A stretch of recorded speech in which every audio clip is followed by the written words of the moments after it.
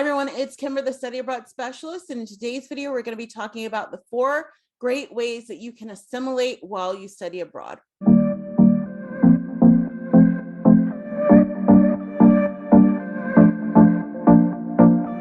So if you're subscribed to the channel, welcome back. And if you are new here, let me introduce myself. My name is Kimber and I am the Study Abroad Specialist.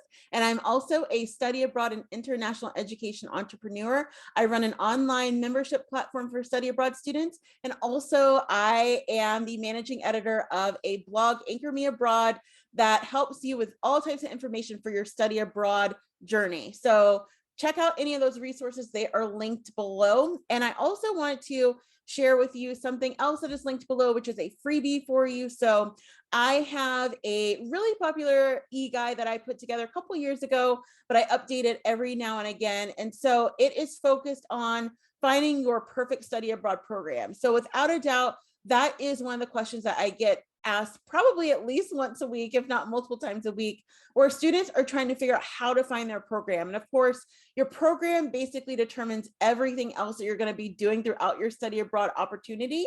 So I definitely want to get you involved with that. I want you to have an opportunity to go through the book, figure out what's going to be the best program for you, learn more about what a different program. And unfortunately, you know, online and out there, this is basically why I created my platform and why I do these videos.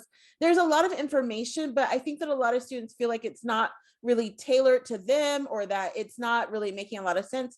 They can't connect the dots. So that is why I create the content that I do. So the first way to easily assimilate is to accept that you are in the middle of change. So I know that it can be very difficult when you're studying abroad. I think that this is something, and I talk about this in my e-guide and also in my free mini course. If you're interested in learning more about that, it is all about surviving your first month away of study abroad. So once you sort of get down the road and you're headed towards study abroad, you can, definitely take a look at that. You can go ahead and download it. It is absolutely free as well.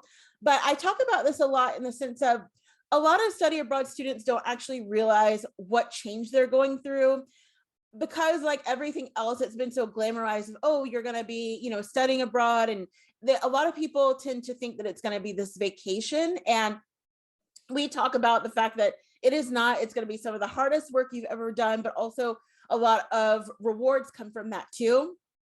So one of the things that's really important is students kind of, they get everything done. So they apply, they get accepted, they get their plane tickets, they pack, they're ready to go. They're at the airport, and then they head off. And then after a couple of days, they get hit with a brick, and they sort of realize that, oh my goodness, like this is real. This is happening. I'm in this new place. I may or may not know anyone based on whatever program I'm doing. I may or may not really know the language. I feel lost and confused. So in order to assimilate well, the first thing you have to do is accept that change has happened. And that is important in any part of life, is accepting that changes happen, and understanding too that you're not going to be able to necessarily accept that right away, because again, it's sort of this push and pull. And that's one of the main things that people find with assimilation, is that it's hard. You also too want to factor in that there are 2 different types of assimilation. So there is macro assimilation, which is just kind of the overall of, you actually are coming from a different country and going to a new country, and there's all these different things that you have to actually learn, and different rules of the basic stuff, even like how you cross the street, and kind of what the greetings are, and how much you tip people, all that like general stuff that is kind of just in the atmosphere of a new place. And then there are the micro assimilation. So between you and, let's say, your roommates, between you and your professors, or if you're doing an internship, between you and your employer. So you have to sort of think of it that way. But the first thing to do is accept that there is change.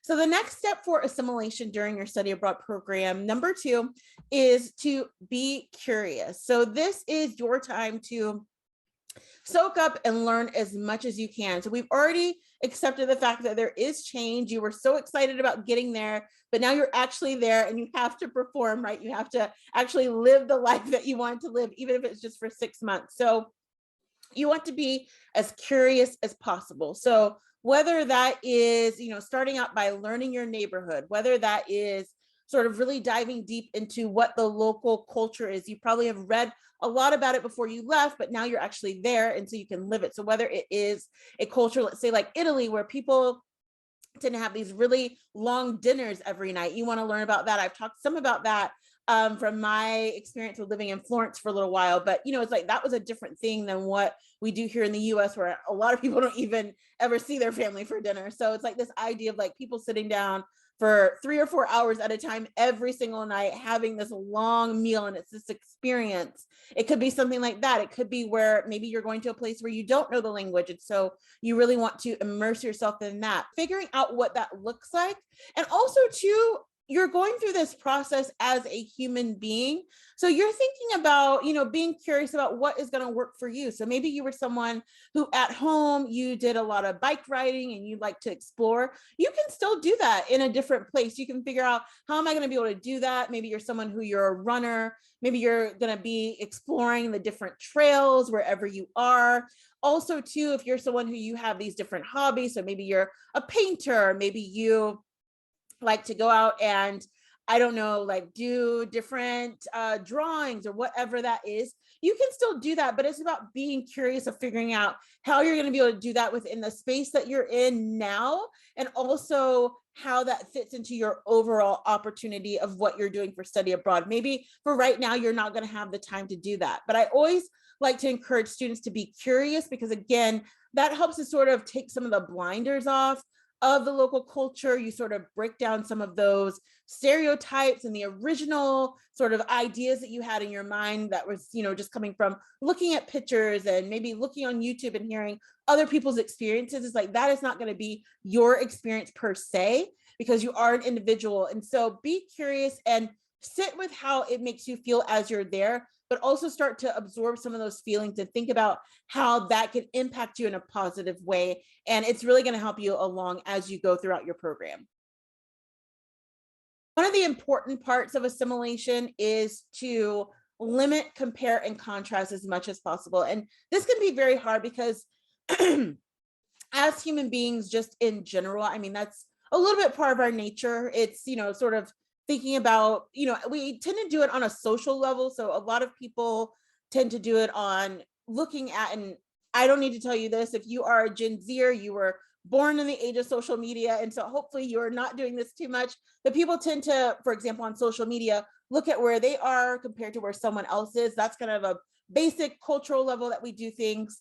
But with compare and contrast in relation to study abroad, I think it's going to be, and in relation to assimilation, it's going to be important to, again, be curious and be open-minded when you think about your home country versus where you are, because you have to start out with the fact of you're playing with a, sort of surplus anyway of the things that you love about where you're from. But you don't want to get into this sort of place where it's like you're in a new place, but you're just sticking to your culture. That sort of defeats the purpose for studying abroad anyway. It doesn't mean you have to do something entirely crazy and, change your name and start just speaking the language of the host country that you're in. But you want to, along with being curious, you want to limit, compare, and contrast. So for example, maybe, you're someone who you are really into, doing like physical grooming, and you love going to the hair salon, and maybe I love going to the hair salon, and maybe in the country that you are studying abroad in, hair salons run a lot differently. So they don't have, hot towel service. They don't have, sort of this, different services that people may have in your home country. That's just a kind of a really crazy example, but it could be something like that. It could be where you really like going to the movies, but maybe the movies, it's a much more limited time of when you can go. Maybe they're only open on certain days. So it's a lot different than what you've experienced. And you could have a million examples of this. But the one thing that I want you to take away from this is to not compare and contrast too much. You're going to be doing it, but not too much of where you're coming from versus where you are going to, because again, you have to remember that you are a foreigner in the land. And so it's going to feel weird to you. A lot of things are going to feel out of place. You, even yourself as an individual, might feel out of place. But the less that you're able to compare and contrast, the more comfortable you're going to feel, because you start to feel like, I belong here. Yes, I'm from this other place, but I belong here. I respect the culture. I want to dive deep into the culture. I want to learn more about what, some of these customs are, what the rituals are, where people shop, what they do, why they do it. That's going to help you a lot more than sort of thinking like, well, this is not what we do at home. This is not, how we do things where I'm from. So last but not least, for number 4, and this is probably, I think, one of the most important ones. It is something that, I definitely talk about in that free mini e-course, where we talk about, when we're talking about homesickness and we're talking about how to manage that. One of the important things for assimilation that I feel that is very important is gratitude. And I know that probably surprises a lot of people, but I always like to tell students that I work with and who are on my platform and who I'm just around in their lives, is that I don't think a lot of people understand that, particularly with study abroad, you are still in a very, I don't like to use the word elite group of people, but just considering the fact that most students never do this. So you're still, let's say, within the top 10% of students worldwide. There's not really a lot of students that study abroad. It seems like it is, for example, because, let's say here in the US, we have so many people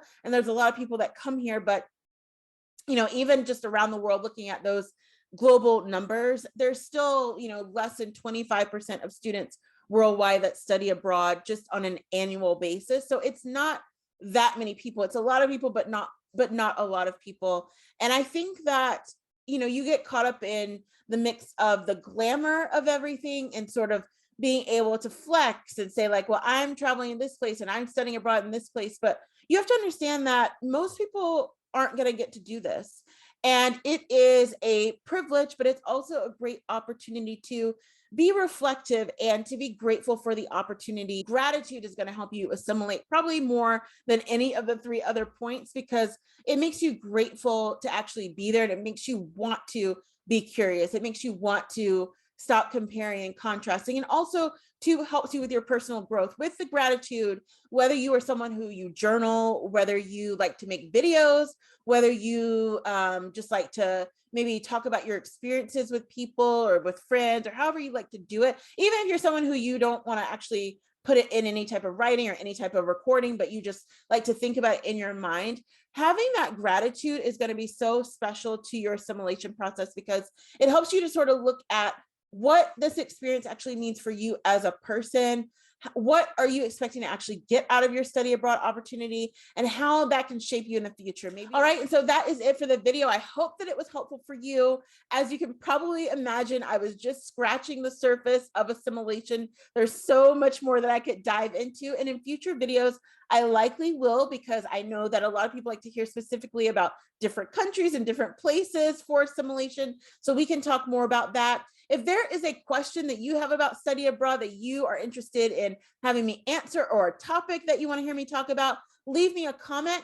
I also do weekly videos on study abroad questions of the week. And so I have a link that is in the description for a form that you can fill out. If you have a specific question about study abroad that you want me to answer, I can do that in an upcoming video. I'd be happy to do that, because I know that a lot of students out there have the same questions. So we want to make sure that you get the answers that you need. Also, too, if this is your first time on the channel, just to let you know, I release videos every single Friday and sometimes on Tuesdays and Wednesdays as well, talking all things study abroad, advice, tips, and all that you're going to need to know to make sure that you have a great semester or longer away.